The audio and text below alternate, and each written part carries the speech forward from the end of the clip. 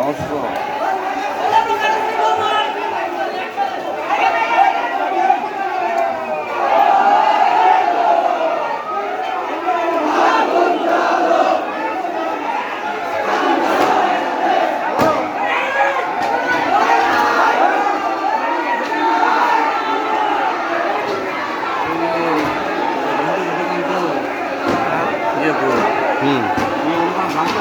হ্যাঁ দোকান ভাঙে কেন?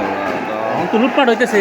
হাই রে, আপনি বুঝেন না, এখন কোনো বিচার নাই। এখন মানুষ মেরে ফেলাইতেছে, থানা জ্বালিয়ে দিয়ে 16 জন মারা গেছে। এনাকপুর সিরাজগঞ্জ এটা এনাকপুর থানা জ্বালিয়ে দিয়ে উনি মেরে ফেলাইছে 13 জন। এখন অন্য বিচার পাইবেন না তো, এখন আপনাকে সেফ থাকতে হবে। সেটাই তো করতেছি। কি জানি অসুবিধা হাঁটতেছি না, কি বেড়েছে এখন।